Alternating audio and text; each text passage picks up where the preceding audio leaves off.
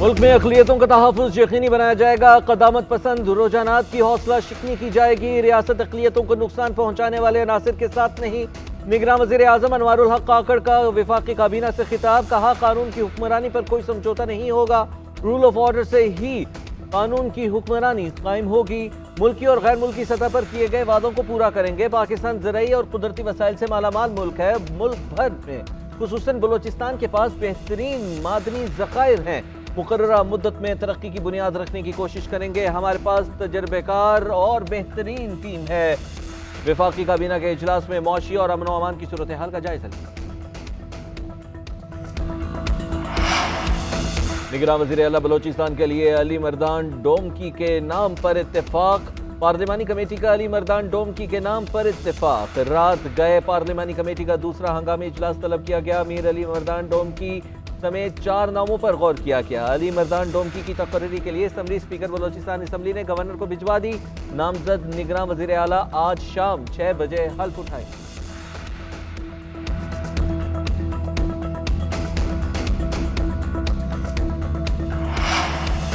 जज की अहलिया रोजाना तशद्दुद करती, मुझे डंडों, लोहे के सलाखों और दीगर चीज़ों से मारती। जज की अहलिया के तशद्दुद का शिकार रिजवाना ने बयान पुलिस को रिकॉर्ड करा दिया।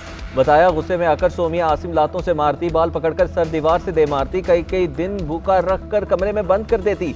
माँ बाप से मिलने की इजाज़त नहीं थी। टेलीफोन पर बात कराते मगर जज की अहलिया साथ ही होती। तशद्दुद से मुतालिक बताने से रोकते और धमकाते भी थे। कभी जख्मों की मरहम पट्टी नहीं कराई गई।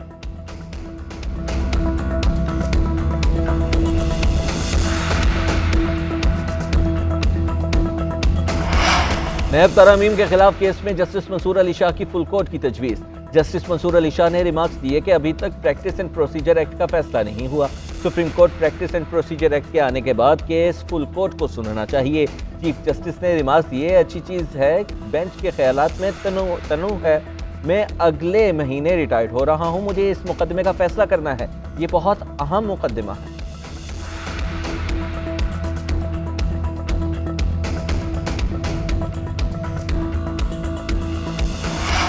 पनामा JIT के वॉल्यूम 10 के हुसूल से मुतालिक दरख्वास्त समाअत के लिए मुकर्रर। चीफ जस्टिस ऑफ पाकिस्तान की सरबराही में 2 रुकनी बेंच 22 अगस्त को समाअत करेगा। ब्रॉडशीट कंपनी वॉल्यूम 10 को बरतानवी अदालत में बतौर सबूत पेश करना चाहती है।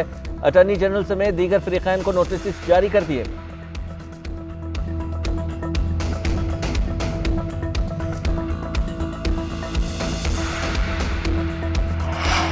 सरकारी इदारों का काम आवाम की खिदमत है, हाउसिंग सोसाइटीज चलाना नहीं। IB भी बज़ाहिर ज़मीनों पर कब्जों में मुलविस है। IB की हाउसिंग सोसाइटी होगी तो इससे मुकाबला कौन करेगा।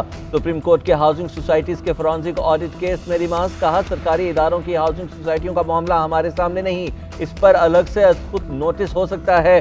बेहतर होगा हमारे सामने कोई दरख्वास्त आ जाए। हम अज खुद नोटिस लेने में मोहतात हैं क्योंकि अज खुद नोटिस का मकसद अवामी मफाद का तहफ़्फ़ुज़ है।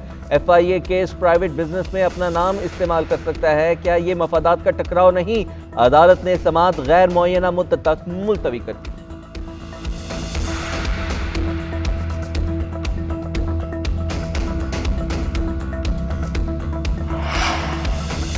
और लंका प्रीमियर लीग से दिफाई चैंपियन जाफना किंग्स की छुट्टी। एलिमिनेटर 1 में जाफना किंग्स को बी लोकैंडी के हाथों 61 रन से शिकस्त। बी लोकैंडी ने 188 रन का हदफ दिया। मोहम्मद आरिस 79 रन बनाकर नुमाया रहे। जाफना किंग्स 127 रन पर ही ढेर हो गए।